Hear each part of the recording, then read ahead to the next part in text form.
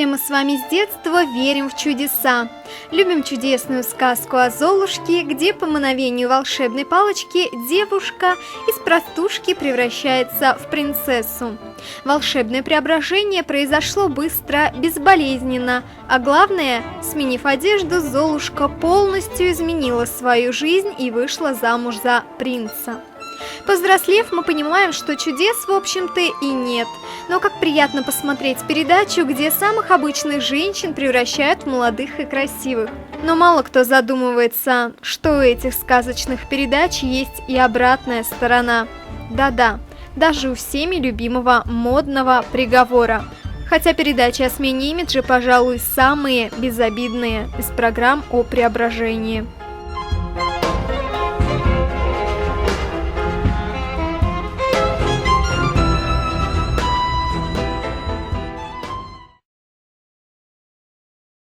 Какие передачи о преображении бывают?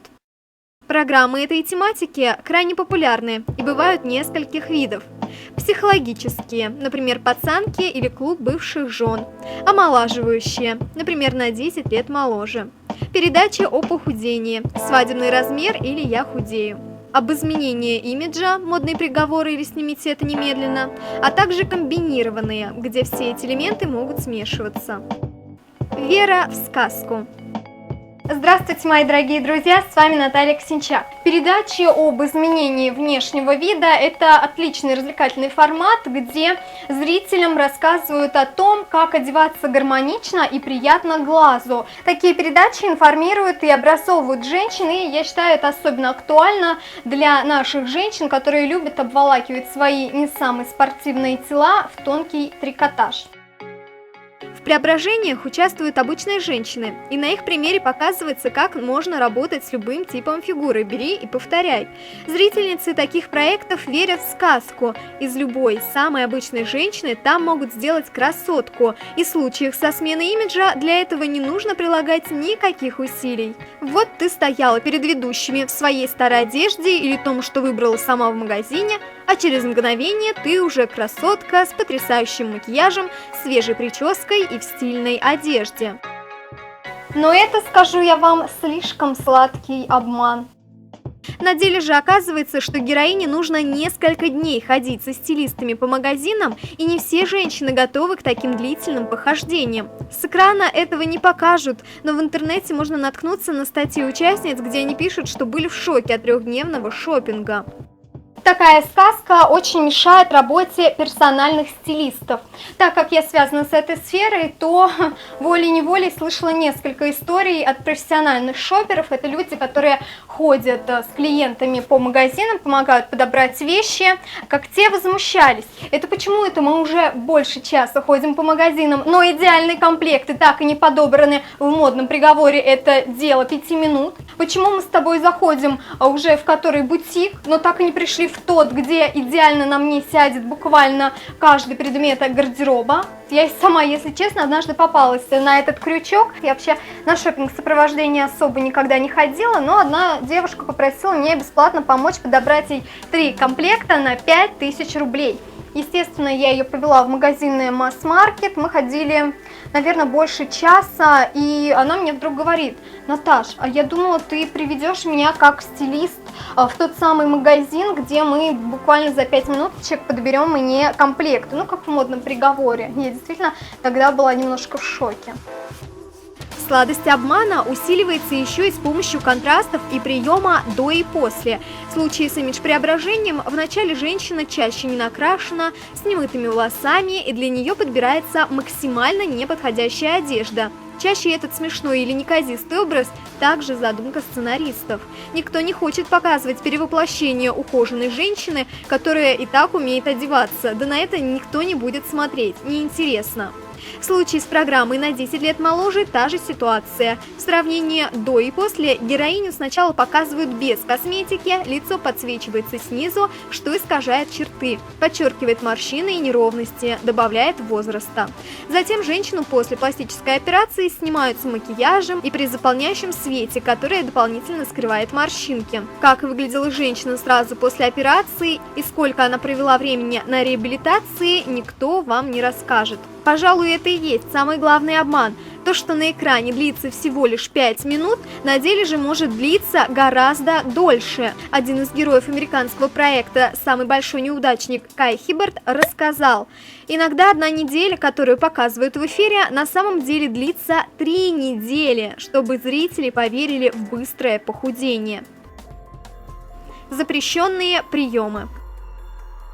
Формат шоу, насколько мы с вами знаем, никогда не предполагает спокойного, постепенного изменения в жизни героев. Нужны скандалы, слезы, драки, интриги, истерики. Вот это вот действительно мы с вами, как зрители, это будем смотреть, потому что нам нужно же с вами взбодриться в своем, спокойном течении жизни. Нужно же почувствовать холодок по спине и понять, что у нас у самих жизнь вполне себе ничего, а вот у этих психов явно не все дома.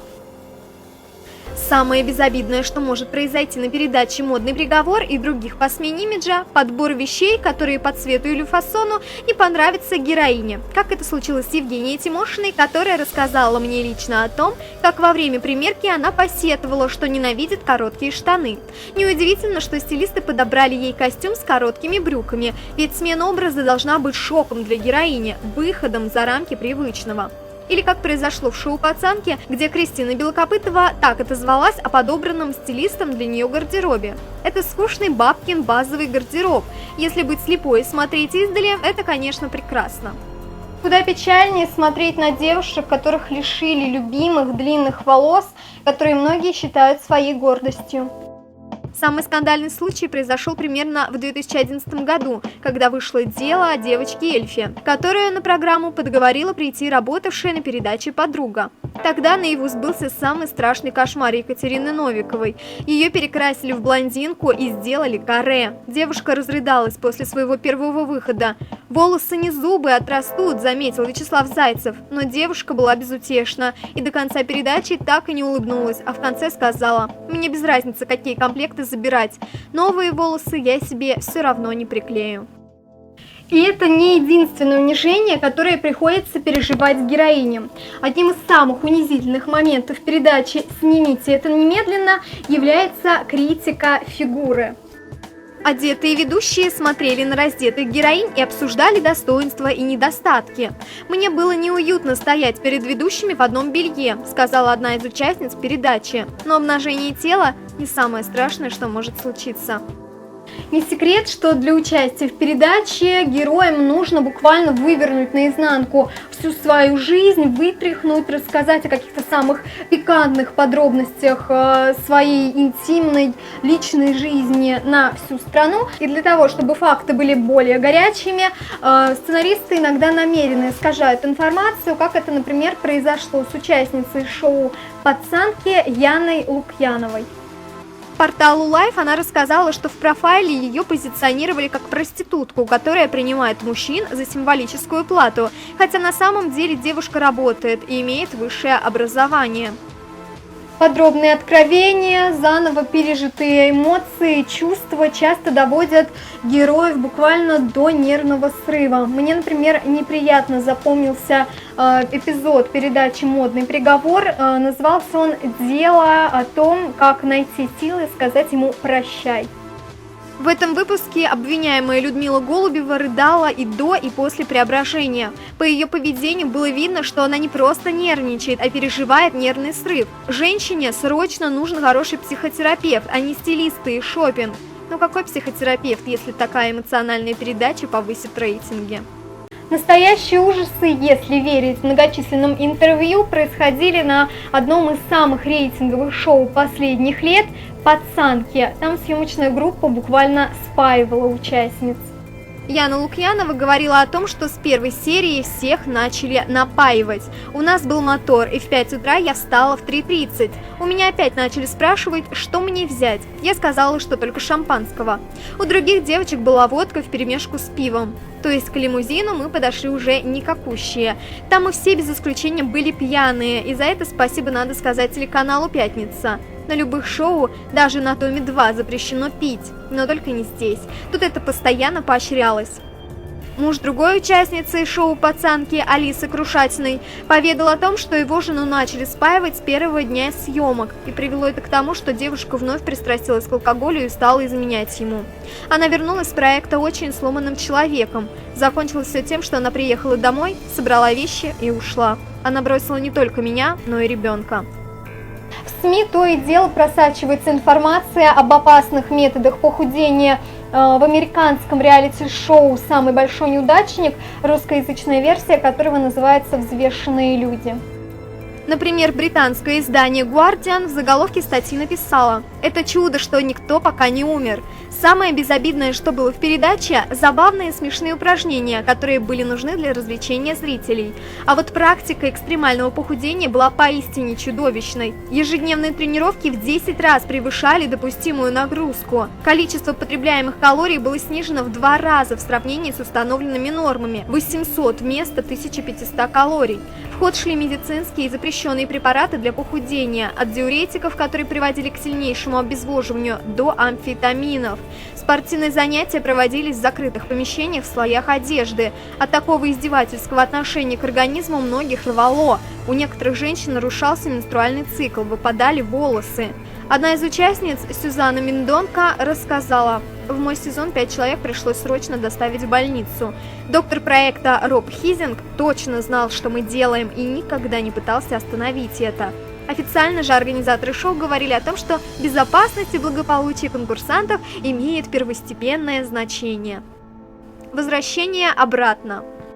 Лично я крайне негативно отношусь к пластическим операциям и передачам об омоложении, таким как на 10 лет моложе, естественно, если только это не вызвано показаниями по здоровью. Нас учат не принимать свой возраст, а бороться с ним, выглядеть на 10, а то и больше лет моложе. Женщина каждые 10 лет должна подтягиваться. Первая подтяжка в 40 лет, потом в 52, сказал как-то хирург в передаче Сергей Блохин. Одна из участниц, жительница Бийска Елена Сидельникова, в интервью сказала: «Советую всем женщинам, кто хоть немного недоволен своей внешностью и жизнью, заполнить заявку на участие в шоу».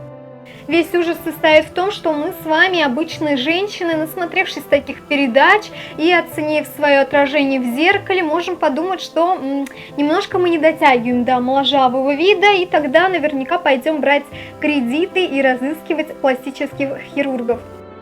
Автор статьи «Ужасы пластической хирургии на экране» верно подмечает плохую работу профессионалов и недочеты, а также сомневается в компетенциях Сергея Блохина. С экрана зрителям не рассказывают ни о хирургических ошибках, из-за которых женщины потом едва ли могут говорить, ни сколько нужно денег на то, чтобы поддерживать новую внешность и повторять некоторые процедуры. А то, что иногда пластика может поплыть и деформировать контуры лица, об этом тоже стараются молчать.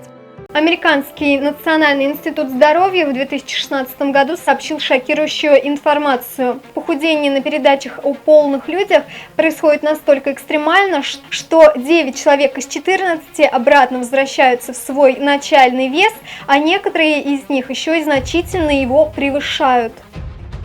Исследователи наблюдали за бывшими участниками подобных проектов и дали объяснение, почему так сложно этим людям остаться в форме. Во-первых, из-за резкой смены питания и физических нагрузок у этих людей резко снизился метаболизм. Поступающие калории стали в большем количестве откладываться про запас и в меньшем превращаться в энергию.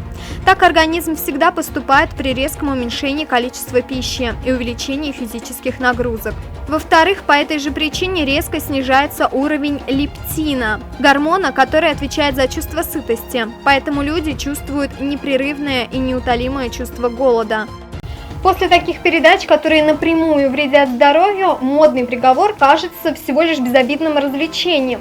Но и после этой передачи женщины редко продолжают одеваться в том стиле, который подобрали для них стилисты, ведь им же не полностью сменили гардероб. Вещи, которые рассматривает Эвелина, возвращаются обратно в шкаф, смешиваются с теми, что были выданы на передаче. На этом преображение чаще всего и заканчивается. Оказывается, что брюки эффектны только с туфлями на каблуках, которые не очень-то и удобны в носке, а со старыми балетками образ выходит не самым гармоничным. Повторить профессиональный макияж не получается, а прическу поддерживать не захочется. Наблюдая за схожими проектами у нас в городе, да я и сама проводила подобные эксперименты по преображению именно вот в таком развлекательном формате, я могу точно сказать, что подавляющее большинство женщин идет на такие проекты только для того, чтобы получить яркие эмоции, а никак не для того, чтобы привить себе полезные привычки и научиться одеваться по-другому. Буквально несколько дней назад один из стилистов модного приговора написал в своем инстаграме: «Меня часто спрашивают, поддерживает ли героиня новый образ после передачи. Скажу по рассказам героинь, с которыми осталась связь. Жизнь их меняется, передача не проходит бесследно. Приходит определенное осознание, а после изменения вовне, новые предложения по работе, изменения в личной жизни. Если говорить о внешнем виде, здесь осознаний, которые пришли, видимо, недостаточно, чтобы заданную высоту стиля поддерживать, судя по тому, что я примечаю в соцсетях. Частные клиенты готовы платить свои деньги за услугу шопинг-сопровождения за новые вещи. Героиням модного приговора все дарится. Халява. Разный уровень понимания ценности происходящего. Да, с частными клиентами может и не быть резкого эффекта вау, все плавнее, но и основательней. Я не устаю повторять, что если вы действительно хотите преобразиться, если вы хотите омолодиться, похудеть на 10 килограммов, начать одеваться как-то по-другому, то приготовьтесь к долгой и кропотливой работе, которая потребует не только времени, но и большое количество сил. Найдите профессионалов, которые помогут вам, косметологов, стилиста, диетолога, может быть даже фитнес-тренера, которые будут вам помогать и которые не будут выпытывать все там мельчайшие подробности вашей личной жизни. Научитесь любить и ценить себя. Это умение, любовь к себе вам не привьет ни новая одежда, ни хирург, ни косметолог. Цените свое физическое и психическое состояние и почаще улыбайтесь, ведь улыбка — это и есть тот самый живительный эликсир, который воистину творит чудеса. Если вам есть что добавить, рассказать о каких-то других ужасных сторонах передач по преображениям, то обязательно пишите в комментариях. Ну а с вами была Наталья Ксенчак. Если понравился ролик, то ставьте лайк, подписывайтесь на мой канал. Всем до встречи и пока!